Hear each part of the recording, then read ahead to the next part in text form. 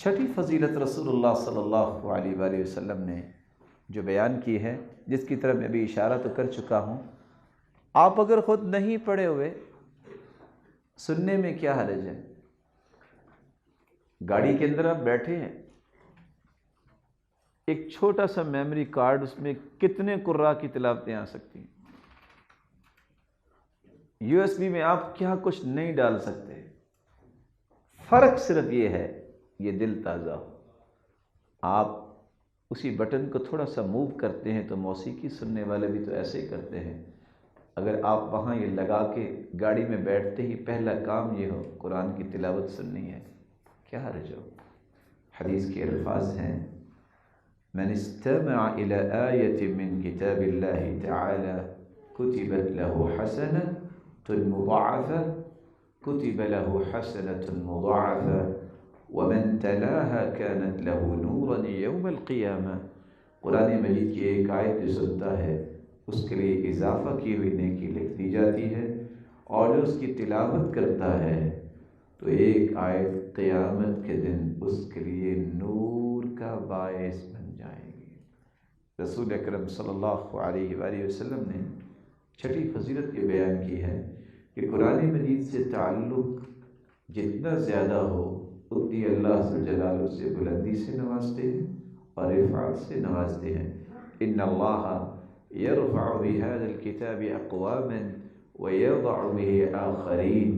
اللہ ذو الجلال اس قرآن کی بدولت کتنی قوموں کو بلند کرتے ہیں اور کتنی قوموں کو پست کریں گے جب اس قرآن کو چھوڑ دیں گے۔ رسول اکرم صلی اللہ علیہ وآلہ وسلم کے صحابی، ان کی صحیح بخاری کی روایت ہے، اور صحابی کی عمر کتنی ہے؟ 6 یا 7 سال۔ کتنی عمر؟ یہاں کو بیٹا ہے 6 یا 7 سال کا،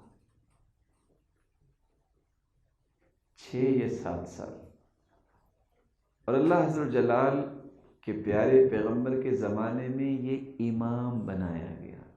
کتنی عمر میں؟ صحیح بخاری کی روایت۔ رسول اکرم صلی اللہ علیہ وسلم کے صحابی 4302، یہ صحیح بخاری کی روایت ہے، نام ہے عمرو بن سلمہ رضی اللہ تعالیٰ عنہ۔ اللہ کے رسول صلی اللہ علیہ وسلم نے جب یہ حکم دے دیا میرے صحابہ، فَإِذَا حَضَرَتِ الصَّلَاةُ فَلْيُؤَذِّنْ أَحَدُكُمْ وَلْيُؤُمُّكُمْ أَكْثَرُكُمْ قُرْآنًا، جب نماز کا وقت ہو جائے تو تم میں سے کسی کو اذان کہنی چاہیے اور اس کو امامت کروانی چاہیے جس کو قرآن زیادہ آتا ہو۔ فَنَظَرُوا، اذان ہوئی، انہوں نے دائیں بائیں دیکھا، فَلَمْ يَكُنْ أَحَدٌ أَكْثَرُ قُرْآنًا مِنِّي، مجھ سے زیادہ کسی کو صورتیں یاد نہیں۔ پھر کیا ہوا؟ اور میں نے بھی صورتیں کہاں سے یاد کی؟ میں نے کسی مدرسے سے یاد نہیں کی، میں کوئی ٹیوشن پڑھنے نہیں جاتا تھا، میں نے کوئی الگ سے قاری صاحب نہیں رکھے ہوئے تھے، بلکہ لفظ میں آپ کو جو سنانا چاہ رہا ہوں، کہتے كنت أتلقى من الركبان وقدموني بين أيديهم، قافلے گزرتے تو رکتے تو میں ان سے ہی سن سنا کے میں نے یہ قرآن کی صورتیں یاد کی۔ کیا بچے کے اندر صلاحیت ہے۔ چنانچہ انہوں نے مجھے کہا کہ نماز پڑھاؤ، چونکہ سب سے زیادہ تو آیتیں آپ کو آتی ہیں۔ میں نے کیا کیا؟ وَأَنَا ابْنُ 6 أو 7 سنین، میں 6 سال کا تھا یا 7 سال کا تھا۔ وَكَانَتْ عَلَيَّ بُرْدَةٌ، ایک ہی چادر تھی میرے پاس اس وقت، خیر یہ قمیض اور یہ سارے سسٹم نہیں تھے، جیسے حالات تھے، ایک ہی چادر۔ كنت اذا سجدت تقلصت عني، جب میں سجدہ کرتا تو وہ چادر مجھ سے کھسک جاتی، نتیجتاً وہ چادر بھی ظاہر ہے کہ چھوٹی ہوگی۔ پھر ہوا یہ، قالت امرأة من الحي، اس بستی کی ایک عورت گزر رہی تھی، اس نے دیکھا کہ امام نماز پڑھا رہا ہے اور اس کی سطر پوشی مکمل نہیں، تو اس نے دور سے آواز دی، الا تغطوا عنا استقارئکم، اپنے امام کی پچھاڑی کو تو ڈھانپ لو۔ چنانچہ فاشتروا فقطعوا لي قمیصا، یہ صحابی کہتے ہیں نماز کے بعد ان لوگوں نے واقعتاً کپڑا خریدا نمازیوں نے، اور پھر ایک قمیض بنا کے مجھے دی. فما فرحت بشيء فرحي بذلك القمیض، مجھے اس وقت بہت خوشی ہوئی. خوشی کس بات کی؟ ایک تو مجھے قمیض مل گئی اور ایک میری نماز کا جو خلل تھا وہ دور ہو گیا.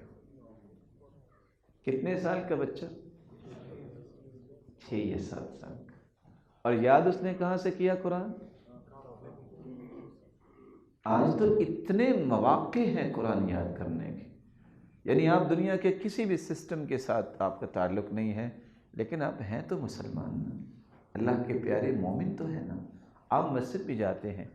کوئی بندہ اگر یہ عہد کر لے کہ میں نے اذان کے وقت مسجد جانا ہے، کوئی ایسا انسان کنزن نہیں جو ایک آیت یاد نہ کر سکتا. وہ ہر دن 5 آیتیں بغیر کسی ایڈمیشن کے، بغیر کسی سسٹم میں جا کے اپنا وقت لگانے کے، اپنے معمولات کو جاری رکھتے ہوئے بھی 5 آیتیں یاد کر سکتا ہے. آپ تھوڑا سا چلیں نہ چاہتے ہوئے بھی، وہ کہتے ہیں میرے پاس ٹائم نہیں، 4 سال میں حافظ قرآن بن سکتا ہے. لیکن یہ کب ہوگا؟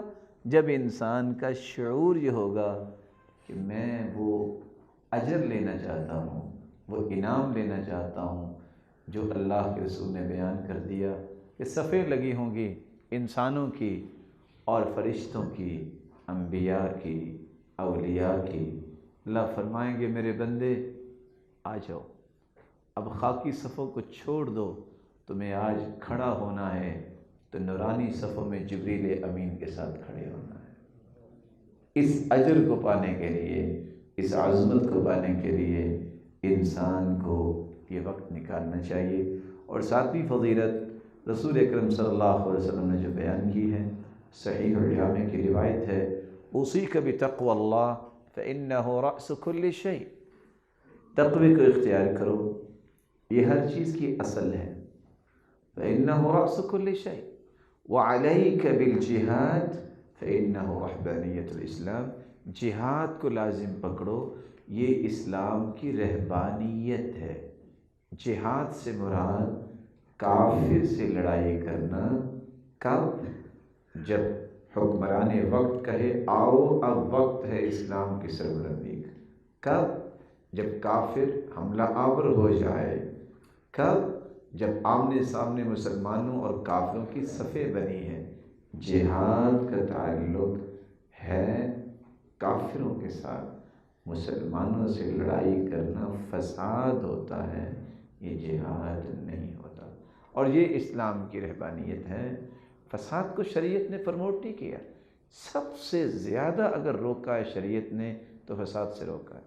اور آپ نے سنی ہوگی ویڈیو بھی، جو انڈینز بھی مانیں کہ اللہ کے رسول صلی اللہ علیہ وسلم نے 86 جنگیں لڑی ہیں. کتنی؟ 56 میں خود شریک ہوئے ہیں، باقی صحابہ کو بھیجا ہے. اگر کیلکولیشن کی جائے تو دونوں طرف جو صحابہ شہید ہوئے ہیں یا کافر جہنم واصل ہوئے ہیں، ٹوٹل تعداد کتنی بنتی ہے؟ 1000 اور سمتھنگ. اتنا کامیاب جرنیل روئے زمین پہ اللہ نے بھیجا ہی نہیں. اس لیے یہ جو ذہن بن گیا ہے مسلمانوں کا فساد کا کہ ادھر سے اس کو مار دیا اور میں جہاد کر رہا ہوں، ادھر سے خود کو حملہ کیا ظالم نے اور کہا کہ میں تو نیکی کر رہا ہوں، یہ کوئی نیکی نہیں ہے. یہ تو اسلام کے چہرے پہ دھبا ہے جس کو دور کرنا چاہیے. دور کرنے کے لیے قدم کے ساتھ قدم ملانا چاہیے. یہ وہ خارجی ذہن ہے جس کے بارے میں اللہ کے رسول نے 3 مرتبہ کہا تھا. یہ کہتے ہوئے بھی انسان کو سوچنا پڑتا ہے، چونکہ حدیث ہے اس لیے پریشانی نہیں ہوتی. فرمایا الخوارج کلاب النار، یہ جہنم کے کتے ہیں خارجی. ثلاثاً 3 مرتبہ کہا. جو کہیں گے اچھی باتیں، کام اچھا نہیں کریں گے. اور آج یا میں اشارہ کرتا جاؤں، اپنی اولادوں کو بچائیے. یہ داعش، یہ ظالم جو اسلام کی شکل بگاڑنے کے لیے اور اس طرح کی دیگر تنظیمیں جن کا مقصد مسلمانوں کو تحت دیکھ کرنا ہے، مسلمانوں کو مارتے ہیں اور نیکی کا نام لیتے ہیں، کوئی نیکی نہیں ہے، ظلم ہے، اور ظلم کا انجام ہمیشہ برا ہوتا ہے۔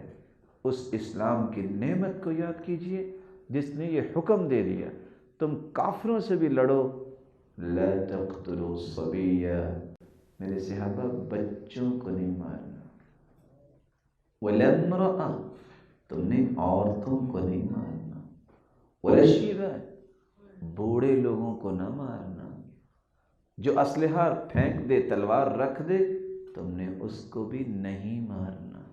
اتنا پیارا اسلام، اور آج پریزنٹ کیا جا رہا ہے، یہ کیا جا رہا ہے کہ دیکھیں یہ ہے مسلمان، نعوذ باللہ، جو دہشت گرد ہیں، کوئی کسی کو ذبح کرتا دکھایا جا رہا ہے، کسی کو جلا رہا ہے، اور کوئی جو ہے وہ شوق جنت لے کے جہنم کا رخ کر رہا ہے، اور 20 معصوم بچے، عورتیں اور کام کاج میں لگے ہوئے مسلمان ان کو اڑا رہا ہے۔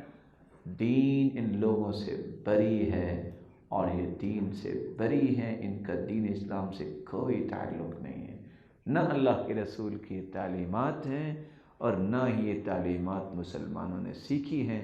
دعا یہ کرنی چاہیے اللہ ذوالجلال ایسے فکر سے، ایسے عمل سے ہم سب کی حفاظت فرمائے۔ رسول اکرم صلی اللہ علیہ وسلم نے فرمایا وَعَلَيْكَ بِذِكْرِ اللَّهِ وَتِلَاوَةِ الْقُرْآنِ، لازم پکڑو اللہ کے ذکر کو اور قرآن مجید کی تلاوت کو، فَإِنَّهُ رَوْحُكَ فِي السَّمَاءِ وَذِكْرُكَ فِي الْأَرْضِ، زمین میں تم تلاوت کرتے ہو، تمہاری سیر آسمانوں کی ہوتی ہے، اور دنیا میں بھی تمہارے تذکرے ہوتے ہیں۔ کیسے تذکرے آسمانوں میں ہوتے ہیں؟ اللہ کے رسول جب معراج پہ گئے، کہتے ہیں دخلت الجنہ فسمعت قراءۃ، میں جنت میں گیا تو مجھے قرآن کی آواز آئی، فقلت من ھذا، جبریل یہ کون تلاوت کر رہا؟ جواب ملا حارثۃ بن النعمان، یہ حارثہ بن نعمان ہے۔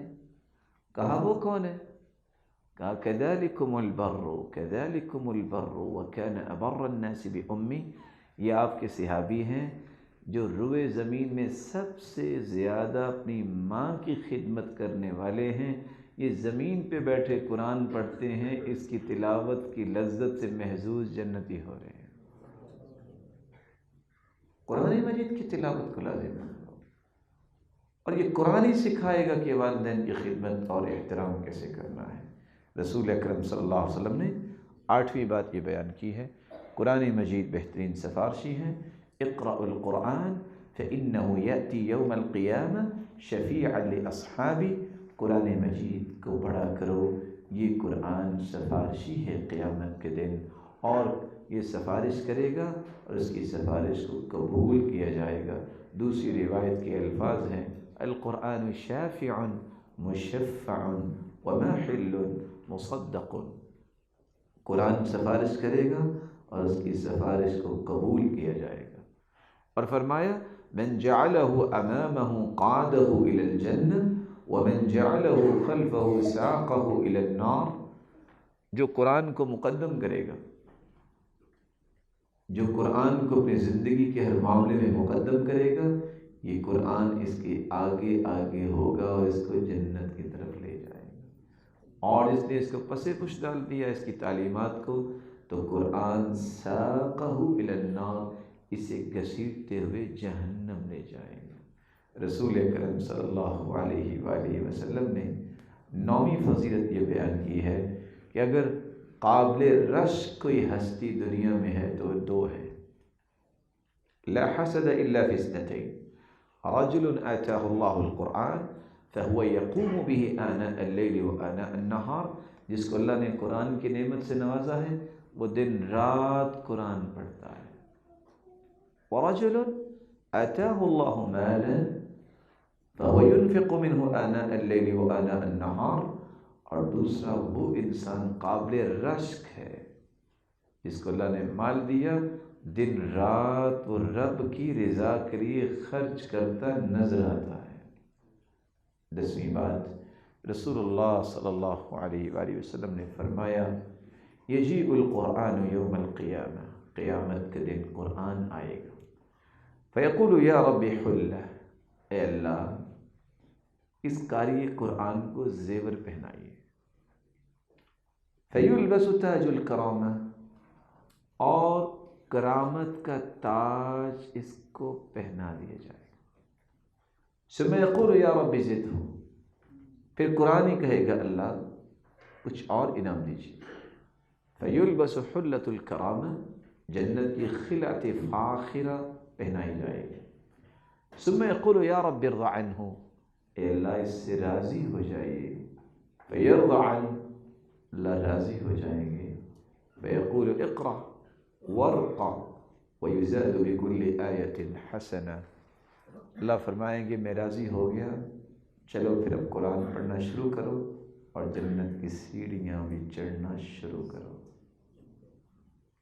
اور یہ روایت پہلی روایت ہے جو آپ اس وقت سن رہے ہیں صحیح الجامع کی، کہ اللہ عز وجلال جو دنیا میں تو پڑھا اس کی نیکی تو دیتے ہی دیتے ہیں، فَيُزَادُ بِكُلِّ آیَةٍ حَسَنَةٍ، اس دن بھی جو ایک ایک آیت پڑھ کے جنت کی سیڑھیاں چڑھے گا، ہر آیت پہ اللہ اس دن بھی نیکیوں کا اضافہ کر دیں گے۔ اور دوسری روایت کے الفاظ ہیں ایسا تاج پہنایا جائے گا، لا تقوم لهم الدنیا، ساری دنیا بیچ کے اس کی قیمت ادا نہیں کی جا سکتی۔ اور روایت کے الفاظ بندہ اس دن پوچھے گا یا ربی بما کسینا، اللہ یہ ہمیں تاج کیوں پہنایا گیا جس کی سورج کی روشنی سے بھی زیادہ روشنی ہے، مہنگا اتنا ہے کہ دنیا بیچ کے اس کی قیمت ادا نہیں کی جا سکتی۔ ہو سکتا ہے بندے نے سوچا ہو کبھی کہ شاید اس کی تہجد کی وجہ سے تاج آ جائے گا، شاید اس کی نیکیوں کی وجہ سے آ جائے گا، اس کے صدقے کی وجہ سے آ جائے گا، یہ ساری چیزیں افضلیت والی ہیں، لیکن وہاں جواب کیا ہے؟ دو جواب ہیں، بتعلیم ولدکم القرآن، بأخذ ولدکم القرآن، تم نے اپنے بچوں کو تعلیم قرآن کی دلوائی، تم نے اپنے بچے کے ہاتھ میں قرآن دے دیا، آج یہ اس کا نتیجہ ہے کہ والدین کے سر پہ تاج سجایا جائے گا۔ اللہ یہ ہر ایک کو نصیب فرمائے۔ اللہ عز و جلال سے دعا ہے اللہ عز و جلال سب کی اولادوں کو حافظ بنائے۔ خوش قسمتی دیکھیے اور حسن اتفاق دیکھیے کہ آج یہ جو گفتگو آپ سن رہے ہیں، آج ہمارے درمیان ایسا خوش نصیب اور ایسی ماں بھی خوش نصیب موجود ہے جن کی بیٹی نے 11 سال کی عمر میں قرآن مجید کا حفظ مکمل کیا ہے، اور میں آپ سے بھی کہوں گا آپ بھی دعا کیجئے اللہ عز و جلال اس بیٹی کو عالمہ اور عاملہ بنائے اور مثالی بیٹی بنائے، والدین کی آنکھوں کی ٹھنڈک بنائے اور صدقہ جاریہ بنائے، اور اللہ عز و جلال والدین کو کروڑہا رحمتوں سے نوازے، اور اللہ عز و جلال قیامت کے دن ان کے سروں پہ تاج سجائے اور تو شے آخرت بنائے۔ اور بہت ساری دعائیں کرنی چاہیے اس مدرسہ کے لیے، اس استاذہ کے لیے جس کی محنت سے یہ خوشی اللہ نے نصیب فرمائی ہے۔ اللہ عز و جلال اس کو بھی دنیا اور آخرت میں عزتوں سے نوازے اور برکتوں سے نوازے۔ مالک الملک سے دعا ہے جو کمی کوتاہی انسان کی ہے اس کو معاف فرما دے، اور آئندہ سے سچی محبت قرآن کی نصیب فرما دے، اور اس کو پڑھنے والے، سمجھنے والے اور اس پہ عمل کرنے والے اور اس پیغام کو آگے پہنچانے والے ہم سب کو بنا دے، اور قیامت کے دن اور قبر میں قرآن کو ہمارا ساتھی بنا دے اور ہمارا سفارش بنا دے، اور اپنے محبوب کی رفاقت نصیب فرمائے اور اپنے دیدار کا مستحق بنائے۔ امام شاطبی کے چند شعر سن لیجئے، وہ قرآن مجید کے بارے میں بہت خوب کہا کرتے تھے۔ وَإِنَّ كِتَابَ اللَّهِ أَوْثَقُ شَافِعٍ وَأَغْنَى غَنَاءً وَاهِبًا مُتَفَضِّلًا وَإِنَّ كِتَابَ اللَّهِ أَوْثَقُ شَافِعٍ وَأَغْنَى غَنَاءً وَاهِبًا مُتَفَضِّلًا۔ قرآن مجید سب سے بڑا سفارشی ہے۔ جس کو قرآن سفارشی مل گیا اس کو کسی کی سفارش کی پھر ضرورت بھی نہیں۔ امام شاطبی رحمہ اللہ تعالی جن نے قرآن کی عظمت پہ چند باتیں لکھی ہیں، وہاں یہ لکھتے ہیں کہ جو انسان قرآن کو سفارشی بنانے کی چاہت رکھتے ہوئے پھر اس قرآن کی تلاوت کرتا ہے تو جتنا قرآن پڑھتا جاتا ہے اتنا ہی اس کا ایمان بڑھتا جاتا ہے اور اس کی لذتوں میں اضافہ ہوتا جاتا ہے۔ اس لیے اللہ سے دعا ہے کہ اللہ عز و جل یہ لذت ہر ایک کو نصیب فرمائے۔ وآخر دعوانا الحمدللہ۔